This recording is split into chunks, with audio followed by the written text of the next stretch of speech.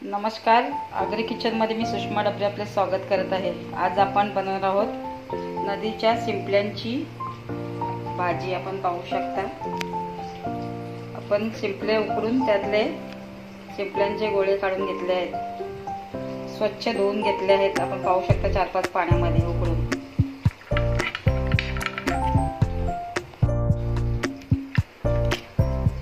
आपण पाहू शकता शिंपले पाण्यामध्ये उकडले की असे उघडतात आणि त्यामध्ये असे गोळे असतात, ते आपण काढून घेतले आहेत। आपण पाहू शकता आणि 4-5 पाण्यामध्ये स्वच्छ धुवून घेतले आहेत।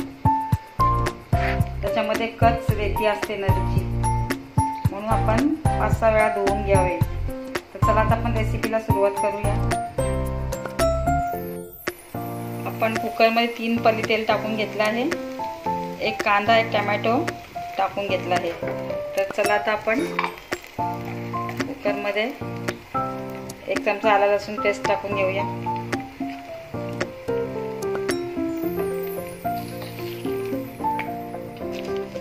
आपण 2-3 लवंगा घेतल्या आहेत, 2-3 सांबारची पानं घेतली आहेत, दालचिनी घेतली आहे, मिरी घेतला आहे, एक चक्री फूल घेतला आहे। चला आपण फोडणीमध्ये टाकून घेऊया।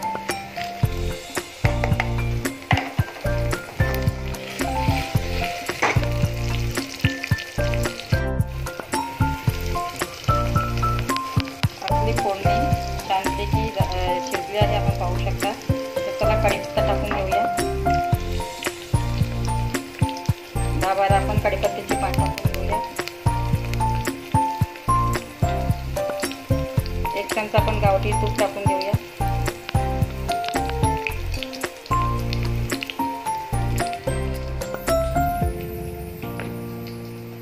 दोन चमचे मी आगरी मसाला घेतला आहे, 1 चमचा गरम मसाला घेतला आहे, अर्धा चमचा हळद घेतली आहे, चवीपुरता पाव चमचा मी हिंग घेतला आहे। तर चला आपण फोडणीत टाकून घेऊया।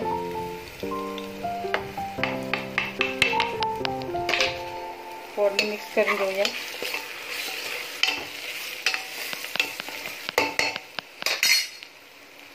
एक चमचा आपण घरगुती वाटण टाकून घेऊया।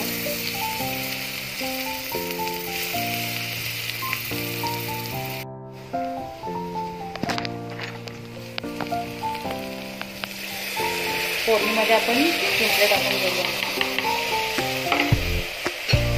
भाजी आपण परतून घेऊया।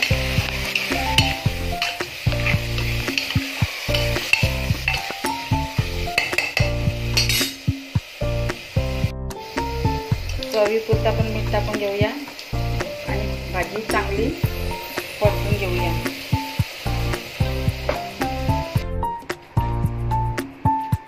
आपले 5 मिनिटं झाले आहेत। तर चला आपण भाजीमध्ये गरम पाणी टाकून घेऊया।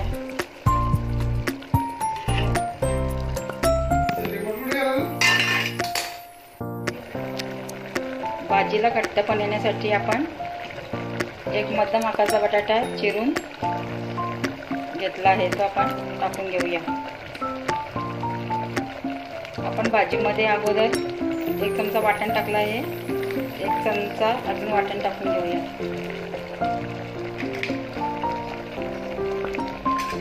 भाजी मिक्स करून घेऊया।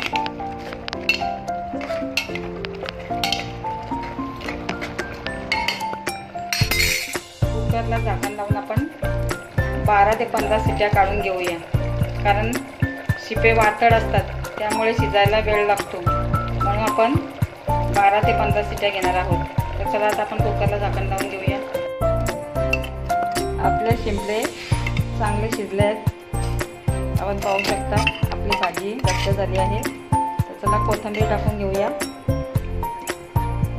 आणि भाजी सर्व करून घेऊया।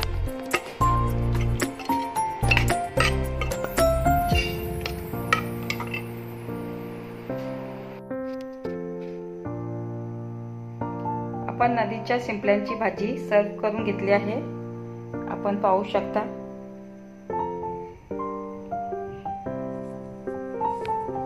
ही भाजी आयुर्वेदिक आहे शिंपल्यांच्या नदीच्या। आपला कोणत्याही प्रकारचं ऑपरेशन झालं असेल, डिलिव्हरी झाली असेल, आपल्याला टाके वगैरे पडले असतील किंवा आपल्याला काही जखम झाली असेल, तर हे शिंपले खाल्ल्याने आपली जखम लवकर भरून येते. खेडोपाड्यामध्ये हाच शिंपल्यांचा उपयोग जास्त करतात. गोळ्या औषधं पण घेतात आणि याच्याने लवकर जखम भरते. तर आपण पाहू शकता रेडी आहे आपली नदीच्या शिंपल्यांची भाजी. रेसिपी आवडल्यास लाईक करा, शेअर करा, सबस्क्राईब करा.